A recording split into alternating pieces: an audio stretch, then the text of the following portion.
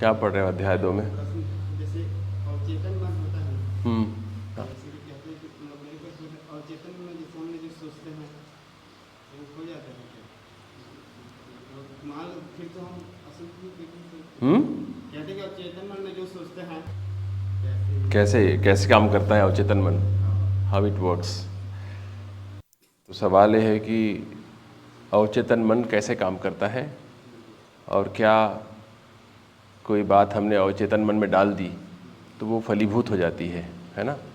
What is subconscious mind, how it functions, and if we are able to place something in the subconscious mind, does it materialise, है ना। यही प्रश्न हो गया। क्या है सबकॉन्शियस माइंड, क्या अभी तक आपकी इसके बारे में धारणा है या समझ है? क्वेश्चन माइंड मतलब ऐसा लगता है कि वो एक विचार का उत्पन्न करना या फिर विचार को उत्पन्न करना या सही गलत सोचना। नहीं। चेतन और अवचेतन मन सर, जो हम जाग रहे होते हैं, जागते में हमारे मन में जो विचार आते हैं करेक्ट। वो चेतन मन कहलाता है। जो हम सो रहे होते हैं, हमारी आंख लगी होती है, उस समय जो हमारे दिमाग में चलता रहता है वो अवचेतन सबकॉन्शियस माइंड कहलाता है। ठीक। तो आप जाग रहे होते हैं उस समय अवचेतन मन का अस्तित्व होता है या नहीं होता है? जैसे अभी आप जाग रहे हैं तब अवचेतन मन है या नहीं है?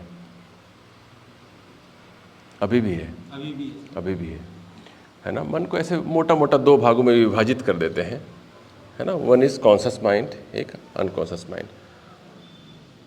कॉन्शियस माइंड का मतलब माइंड के कॉन्शियस होने की बात नहीं हो रही है, हमारे उस मन के प्रति कॉन्शियस होने की बात हो रही है ना। जब हम कहते हैं चेतन मन तो इसका मतलब है जिसके बारे में हम सचेत हैं, है ना। यहाँ पर जो है वो मन नाउन नहीं है, हमारे बारे में बात हो रही है, हमारे ट्रू सेल्फ के बारे में। हम पहले भी चर्चा कर आए हैं इस बात पर कि जो ट्रू सेल्फ क्या है और फॉल्स सेल्फ क्या है। सेल्फ मतलब मैं, आत्म। सेल्फ मतलब मैं। तो एक रियल मैं है और एक फॉल्स है, झूठा मैं है, ठीक है ना। झूठा मैं इसलिए कहते हैं क्योंकि वो मैं जो है वो तंग करता है आपको, इसलिए उसको झूठा कहा जा रहा है, ठीक है ना। तो ट्रू सेल्फ जो है वो इस झूठे मन के बारे में कितना सचेत है उसके हिसाब से हम चेतन या अवचेतन मन की बात करते हैं। तो इस फॉल्स सेल्फ के बारे में जो दिखाई पड़ रहा है उसके बारे में जब आप सचेत हो जाते हैं तो ये आप चेतन मन के बारे में सचेत हैं कहा जाएगा, कॉन्शियस हैं आप इसके। लेकिन एक मन का हिस्सा जो फॉल्स सेल्फ का एक हिस्सा है वो नीचे दबा हुआ है, छिपा हुआ है, हिडन है। जो हमारे पुराने जितने भी अनुभव हुए हैं वो सब संग्रहित रहते हैं, कोई भी चीज़ मिटती नहीं है। सबसे बड़ी बात ये है, जितने भी अनुभव हमारे होते रहते हैं, जो भी जिन परिस्थितियों से हम गुजरते हैं, हर समय किसी से कुछ बोलते हैं या सुनते हैं, इन पांचों इंद्रियों से जो चीज़ हम ग्रहण करते हैं, और छठी इंद्रिय मतलब मन में भी अगर आप किसी चीज़ की कल्पना करते हैं, मन भी इंद्रिय हो गया, तो वहाँ से भी जो कल्पना के द्वारा आप कोई चीज़ कंसीव करते हैं तो वो सब कुछ संग्रहित होता रहता है अवचेतन मन में, है ना। तो दो भागों में हमने डिवाइड कर दिया मन को, एक ऊपर का मन है, एक नीचे का मन है। जैसे आइसबर्ग होता है, आइसबर्ग सुना है आपने? हिमखंड आइसबर्ग होते हैं ना समुद्र में, बड़े बड़े समुद्र में। आपने सुना होगा टाइटैनिक जो है वो आइसबर्ग से टकरा गया था और उसके बाद क्रैश हो गया था। अनसिंकेबल जो शिप था वो ख़त्म हो गया था, है ना। सुना है ना टाइटैनिक के बारे में? तो वो आइसबर्ग से टकराया था। तो आइसबर्ग क्या होता है? आइसबर्ग का ये कहा जाता है कि करीब 1/8 हिस्सा ऊपर रहता है, 7/8 हिस्सा नीचे होता है। मतलब 8 हिस्से का आइसबर्ग है तो उसका केवल 1 हिस्सा ऊपर रहेगा और 7 हिस्से नीचे रहते हैं, छिपा हुआ रहता है। तो ये तो बहुत छोटा हो गया। अवचेतन मन में कई गुना ज़्यादा है, केवल 7/8 नहीं है, वहाँ पर बहुत ज़्यादा संग्रहित है, कई जन्मों का भी संग्रहित है। अगर आप पुनर्जन्म को विश्वास करते हो तो पुनर्जन्म, पिछले जन्मों के कई जन्मों के वहाँ संग्रहित पड़े हुए हैं। इस जन्म का ही इतना अधिक अनुभव हो जाता है, इस जीवन में ही जब से आपने जन्म लिया है पांचों इंद्रियां सतत कार्य कर रही होती हैं, है ना, सतत कार्य कर रही होती हैं, तो वो संग्रहित होता चला जाता है। तो उसके इम्प्रेशंस रह जाते हैं, उसी को आध्यात्मिक भाषा में संस्कार कहते हैं। इम्प्रेशंस कोडेड फॉर्म में रह जाता है, कोडेड फॉर्म में। जैसे हमारा जेनेटिक कोड है जिसमें सब कुछ लेखा जोखा रखा हुआ है, कैसे हमारा जीनोटाइप होगा, कैसे फिनोटाइप होगा बॉडी का, वो सब कुछ आपके जीन्स में होता है कोडेड फॉर्म में। ठीक उसी तरह से हमारे अवचेतन मन में सब कुछ कोडेड फॉर्म में पड़ा होता है। कभी कभी आपने ध्यान दिया होगा कि जब मन एकदम शांत होता है तो अचानक से बहुत पुरानी बातें याद आ जाती हैं आपको, जिसकी आपने कल्पना नहीं की होती है कि याद आ सकेगा कभी आपको, ऐसा होता है ना। और बहुत ही स्पष्टता के साथ में याद आ जाती हैं आपको, विविडली। वो कैसे संभव हो पाता है? इसका मतलब ये है कि वो संग्रहित था, अभी भी पड़ा हुआ था, है ना।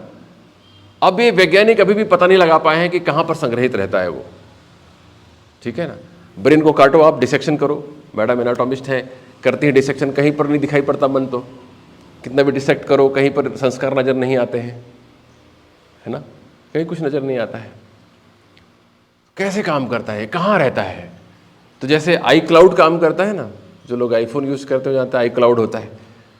आई क्लाउड में सब संग्रहित होता है, जो भी आप फोटो खींचते हैं फ़ोन पे वो सब संग्रहित होता है। इसमें उसका छोटा सा बस धुंधला प्रतिकृति रहता है इसमें, बाकी सब कुछ आई क्लाउड में संग्रहित होता चला जाता है। और जब चाहे तब आप उसको डाउनलोड कर सकते हैं वहाँ से। इस फ़ोन से कर सकते हैं, मैकबुक से कर सकते हैं, आईपैड है आपके पास, उससे आप डाउनलोड कर सकते हैं। तो आई क्लाउड में सब संग्रहित होता चला जाता है, ठीक है ना। वैसा ही कहीं पर आई क्लाउड जैसा सिस्टम है हमारे जगत में, है ना। आपकी भी बातें कहीं संग्रहित रहती हैं।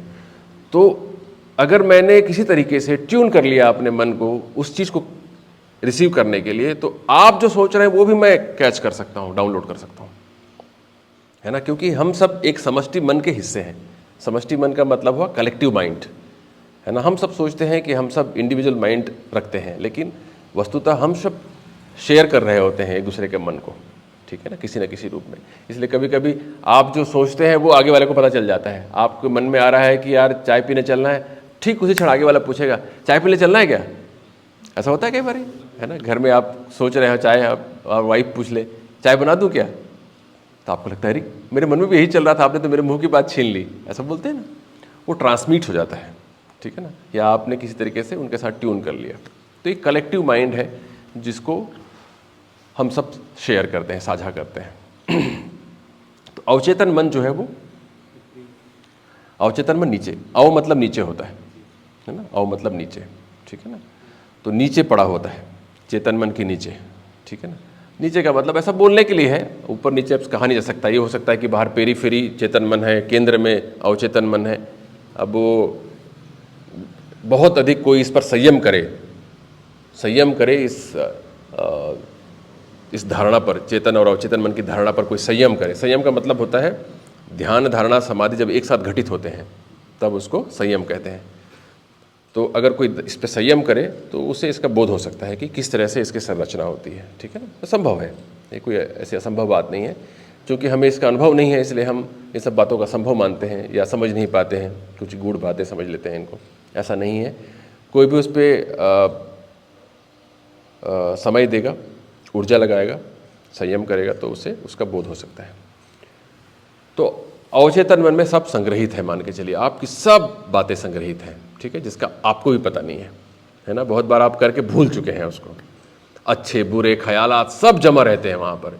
इसलिए कहा जाता है, जैन लोग तो इसके बारे में बड़े सजग होते हैं। वो कहते हैं कि थोड़ा भी गलत भाव ना आए, क्योंकि एक बार भी आया तो संग्रहित हो गया, फिर वो कभी भी तंग कर सकता है, कभी भी अपना सिर उठा सकता है वो, ठीक है ना, कभी भी। इसलिए गलत भाव आने मत दो। ऐसा नहीं कि अभी गलत भाव आया और फिर आप उसको शुद्ध कर लेंगे, उसका इम्प्रेशन रह जाता है और उसको जलाने के लिए बहुत परिश्रम करना पड़ता है। उसके बीज को भूनने के लिए आपको बड़ा परिश्रम करना पड़ेगा।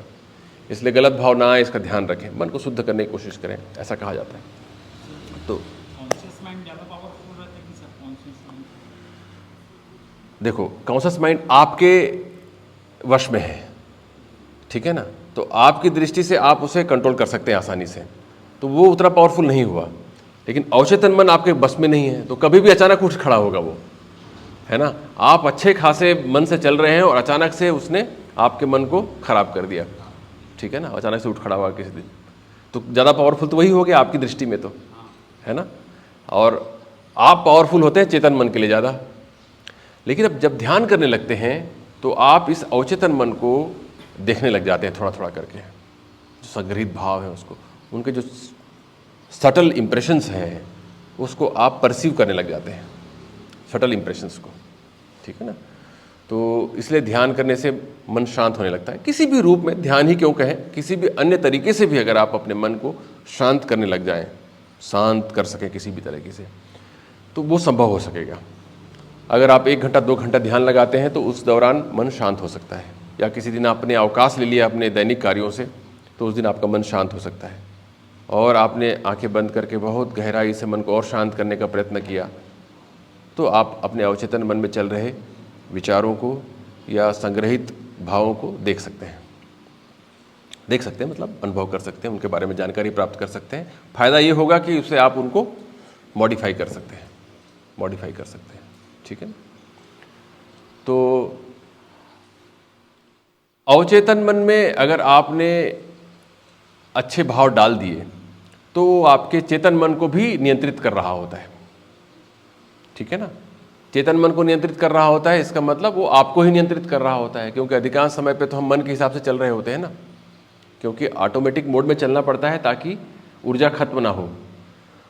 तो ऑटोमेटिक मोड में हम अवचेतन मन की वजह से चल रहे होते हैं। जैसे आप साइकिल चलाते हैं तो साइकिल चलाते समय आप थोड़ी सोचते हैं कि साइकिल चला रहा हूँ, साइकिल चलता है, आप चलाते नहीं हैं।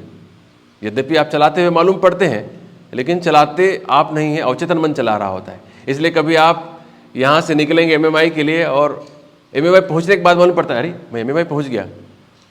आप कुछ और सोच रहे होते हैं, किसी अन्य बात की आपके मन में चर्चा हो रही होती है अंदर ही अंदर, और आप वहाँ पहुँच जाते हैं तो वहाँ मालूम पड़ता है अरे मैं पहुँच गया। तो कौन चला रहा था फिर, है ना, अवचेतन मन चला रहा था। अवचेतन मन शरीर की मेमोरी के साथ काम करते हुए चला रहा था। शरीर की भी अपनी मेमोरी होती है, ठीक है ना, अपनी स्मृति होती है इसकी। तो अवचेतन मन में अगर आपने कोई बात डाल दी बहुत अच्छे तरीके से तो फिर वो बहुत सारे काम आपके ऑटोमेटिकली होने लग जाएंगे। जैसे आपने मन में डाल लिया कि मुझे बहुत ही शुद्ध जीवन जीना है, परम बोध को उपलब्ध होना है ना, और उसके लिए आपने उसके इंग्रेडिएंट्स डाल दिए कि ये चीज़ें करूँगा मैं और उससे मैं परम बोध तक पहुँच जाऊँगा, ठीक है, जीवन मुक्ति का आनंद लूँगा, हमेशा आनंद में रहूँगा और किसी भी बाह्य चीज़ों से अप्रभावित रहूँगा, साक्षी बनकर जीऊँगा। ऐसा आपने भाव कर लिया, आपने डाल दिया उसमें अवचेतन मन में। और ये डालने का बड़ा अच्छा समय माना जाता है जब आप ट्रांजिशन पीरियड में होते हैं, जागरण और निद्रा के बीच में। जागरण और निद्रा के बीच में ठीक सोते समय जो है, योग निद्रा करते हुए जब सो रहे हैं आप, उस समय अगर आपने कुछ भाव डाल दिए इस तरह के तो वो में अंदर चला जाता है अवचेतन मन में वो, क्योंकि उसमें सारा कुछ अवचेतन मन से चलता है। आपका रात जो है ना, आपकी जो नींद है वो और स्वप्न है वो सब कुछ अवचेतन मन निर्धारित करता है, वही चलाता है, वही संचालन करता होता है उसका। तो वो वक्त में अगर आपने डाल दिया भाव तो वो अंदर इम्प्रिंट हो जाएगा अवचेतन मन में, और वो आपके दैनिक कार्यों को, भावों को, चेतन मन को, सबको नियंत्रित करता रहेगा। तो आप निश्चित रूप से जल्दी पहुँचेंगे। और जैसा कि मैंने पहले भी कहा कि हम सब कलेक्टिव माइंड के पार्ट हैं, तो अवचेतन मन भी जो है कलेक्टिव माइंड का पार्ट हो जाता है। तो जो उसमें आपने डाला है उसके लिए जो भी चीज़ें आवश्यक हैं वो दूसरे आपके लिए, आपके करीब आने लगेंगे उस चीज़ के लिए। वैसे ही लोग मिलने लगेंगे आपको, जो लोग सेम तरह की थिंकिंग शेयर करते हैं वे सब लोग आपके निकट आने लगेंगे, ठीक है ना। इसमें कोई संदेह नहीं होना चाहिए, है ना। ये एकदम नियम की तरह है, ये नियम है, गुरुत्वाकर्षण के नियम की तरह। मैं एक चीज़ फेंकता हूँ तो नीचे गिरेगा ही गिरेगा वो, अगर कोई चीज़ ऊपर ना पकड़े उसको तो वैसे ही एकदम नियम है ये। अगर आपने कुछ भाव भेज दिया ब्रह्मांड में, अपने विचार इच्छा भेज दी, तो उसके लिए सारे सरंजाम जुटने शुरू हो जाते हैं, है ना। इसमें कोई डाउट नहीं होना चाहिए किसी को। इसलिए कभी भी गलत भाव भी मत भेजो, क्योंकि वो भी सब जुटने लग जाते हैं फिर, है ना। इसलिए बड़ा सतर्क होना चाहिए। तो ये अवचेतन मन हमारा इस तरह से काम करता है।